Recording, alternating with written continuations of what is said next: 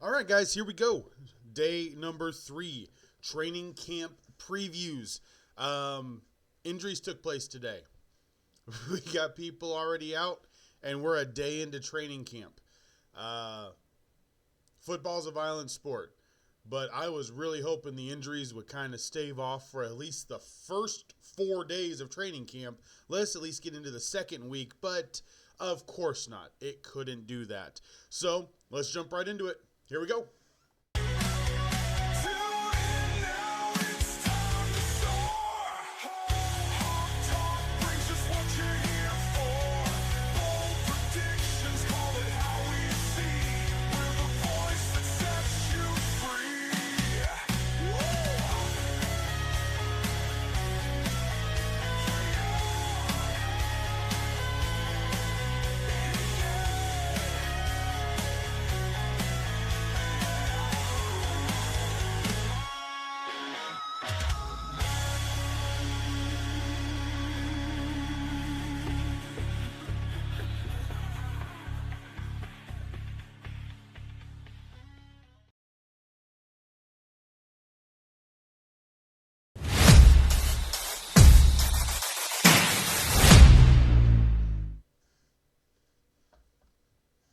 All right, guys, here we go. Let's jump right into this. Now, I did not originally plan this. There was a lot of news that came out of this training camp actually today and yesterday.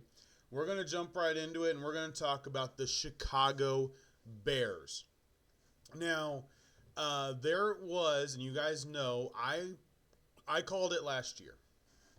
I said Caleb Williams is not a number 1 pick. I said the upside is there, but he is a Kyler Murray. He is 1,000% a Kyler Murray. Moody, not really an adult. Decides that he's going to be so hard on himself, he's going to hurt everybody else because he wants to get into a selfish pity party. And everybody that talks about him goes, yeah, he works really hard. He wants to be the best. He hates mistakes. That's fine. You can't hurt your team and be a selfish crybaby on the sideline in the meantime. You're an NFL quarterback. Grow up. And yesterday, it was put out that Ben Johnson pulled the first team off the field because Caleb Williams was absolutely stinking the place up. And with that being said, I told you guys I was never going to put quarterback as the weakest position. But I've been right on Caleb Williams to this point. I've been right on all of the quarterbacks to this point that came out last year. And Caleb is going to have to lock in because Ben Johnson is not going to play around. Cole Kmet had a great interview where he said, listen, during the season, it's about getting the W. Right now, it's about the technicalities. And if you're not going to do the technicalities right, he's going to pull you off the field. Coach Johnson is setting a standard that Eberflus couldn't set, that obviously Thomas Brown, he was thrown into a fire. I'm not going to put any of this on him. But there is a standard with Ben Johnson. Dan Campbell, he's been watching how Dan Campbell operates for a while now, and he is going to be very technical focused. We can win on technicalities. We can win on the skills. How did the Patriots win all the playoffs? They were technical. The details, they were better than you. You had more star power, more speed. You had more aura around your team. They were better at the details. And the details win games. The details will always win games. Lesser teams can beat better teams when you're better at the details than they are. And Caleb Williams is sloppy. He's going to have to dial in. Now, they got $13 million in cap space. They do have the second hardest schedule in the league, but the first 6 weeks don't line up necessarily horrible. Here is their first 6 weeks schedule.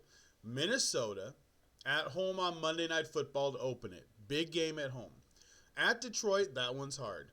Home against Dallas, at Las Vegas, at Washington, and then home against New Orleans.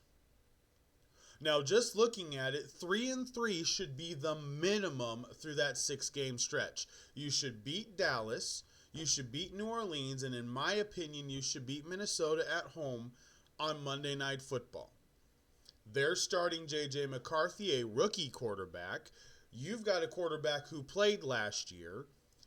You've got the better setup on defense as far as being able to attack their offensive line, even though the Vikings are actually the second team we're going to do today. You should be able to get there. You should get 3-3 out of that schedule. The back end, yeah, you get a really, really hard stretch. You've got Pittsburgh's defense, I'm not talking about the offense, Pittsburgh's defense, Philly's defense, Green Bay's defense. Then you got Cleveland, which, let's be honest, depending on how the year goes, their defense could still be stout. You got Green Bay, San Francisco, and Detroit to close out the year. So is it going to be easy? Absolutely not. But we talked about with the Jets and the Dolphins. The first 6 games, can you gain momentum or just even gain a footing under you as a new head coach? Ben Johnson has that opportunity. They could go 2-4. Full admittance, they could go 2-4. But they do have a legitimate opportunity to go 3-3 and be 500. And I think it's very, very reasonable. Their weakest position, I know some of you are going to laugh, it's the kicker, Cairo Santos. I swear, I don't know why this guy is still their kicker. I don't know why this guy is still their kicker. But I think in Chicago, now with Ben Johnson, okay, last year, Cairo Santos was 84%. He was tied for 26th in field goal percentage in the league. Okay, can we just, his career is 85%. And in kicks that really matter, between 40 and 50 yards, he is 66 out of 85 between 40 and 49 yards, and 29 out of 44, 50 plus. You do realize that there are teams that are kicking 50-yard field goals on purpose now. And with a young quarterback, this is kind of important. So Cairo Santos, to me, is actually a huge weak link for this team. Major weak link. Now, the strongest position is the secondary. I love the secondary for the Bears. Jalen Johnson, stud. He's got to be healthy. Jaquan Brisker, very good, strong safety. Kevin Byard, wonderful free safety. Okay, and then you got Tyreek Stevenson, who, learned from his mistake. Okay, learned from his mistake, and Kyler Gordon. Defensively, I do like this team. I was going to go defensive line, not going to lie.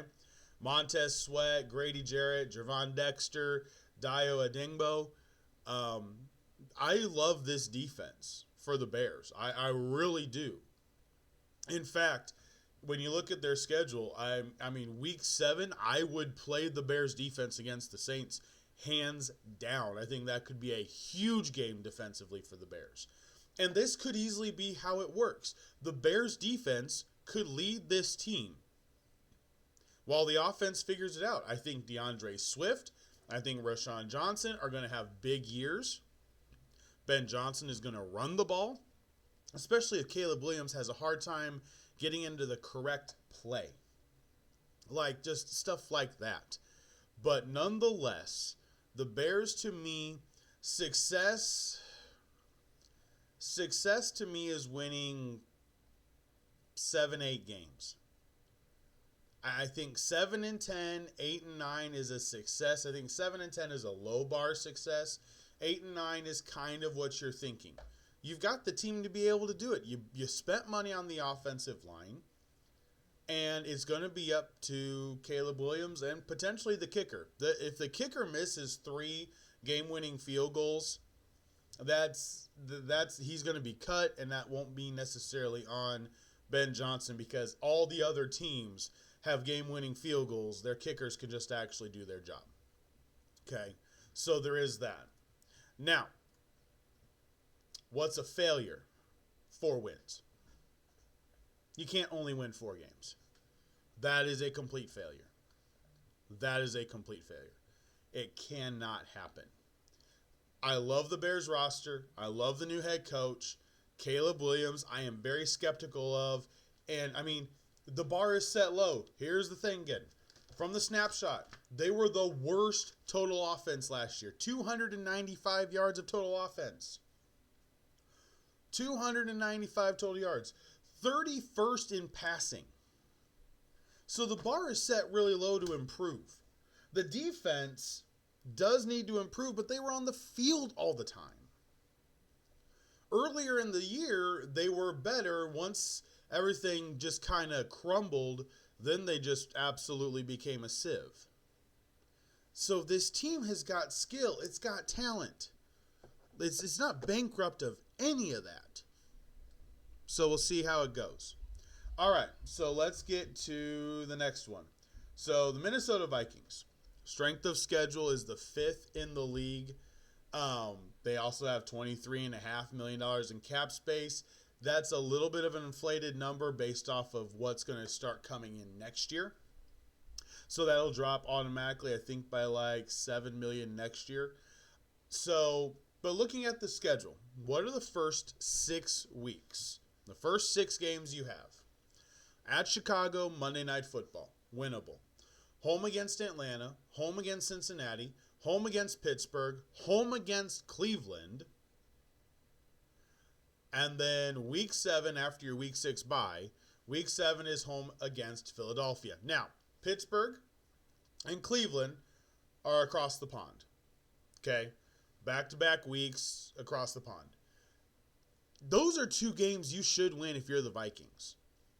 Forget about J.J. McCarthy for a second, which is one that I've said he's going to be one of 2 things. I never would have picked him where the Vikings picked him. The people behind him are going to have better success. Bo Nix and Michael Penix easily will have better success than J.J. McCarthy. But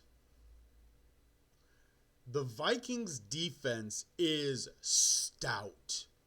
Brian Flores, early in the year, will absolutely shred some of these teams. So the game against Chicago, I think, is going to come down to offense. Opening week, when you're trying to work out something new, the first live action is, primetime game.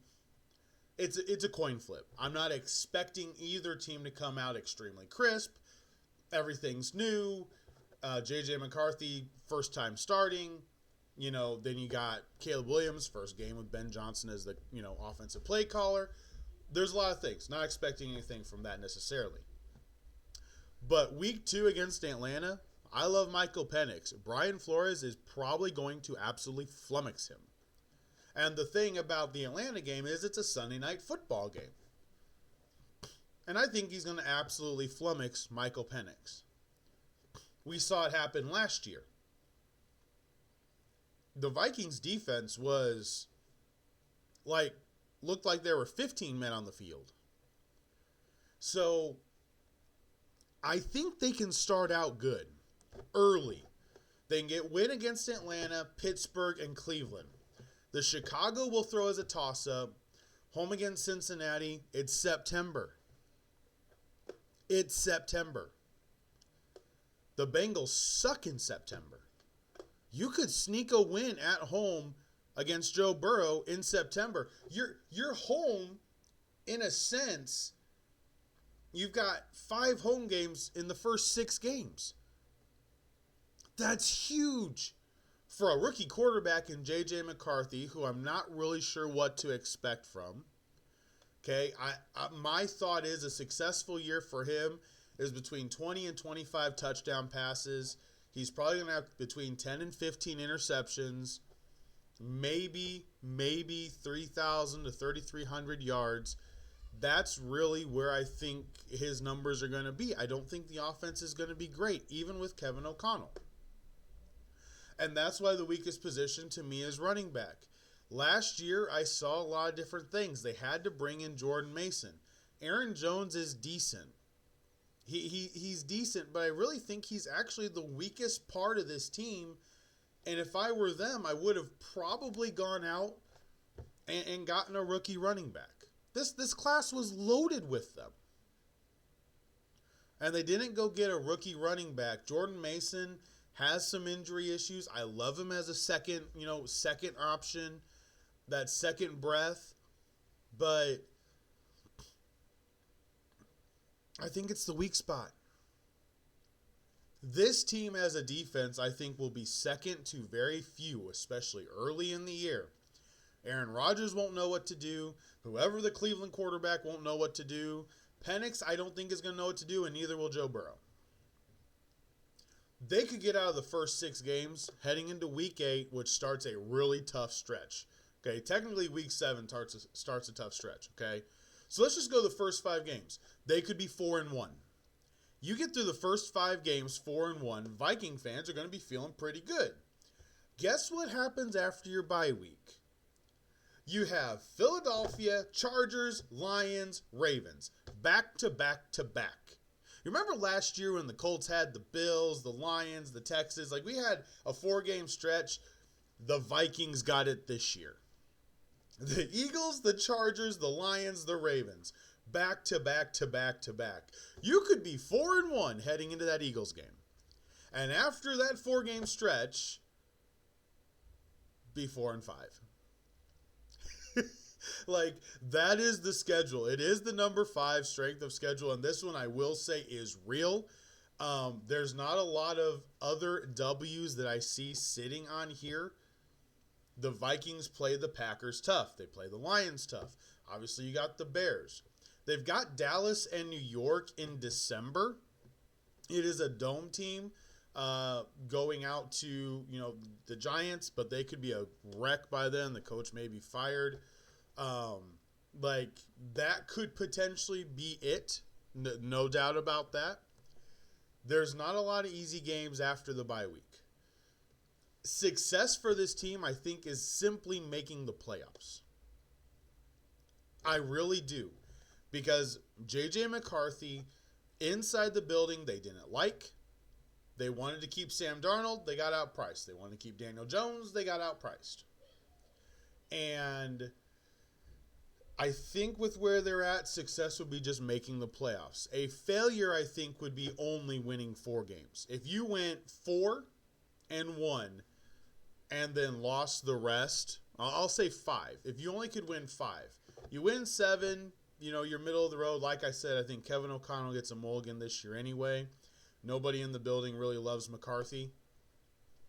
But the defense is going to have to carry it, and it may have to carry it so much that the defense will just get too tired. I mean, that 4-game stretch, home against Philly, at the Chargers, at the Lions, home against Baltimore. That's tough. And Baltimore on turf, are you kidding me? They're freaking fast. Brian Flores is good. Baltimore's just freaking fast. I love the Minnesota organization. I love what they've done. But the reality is, the early schedule helps you. If you're J.J. McCarthy, you need to take advantage of your first 4 weeks.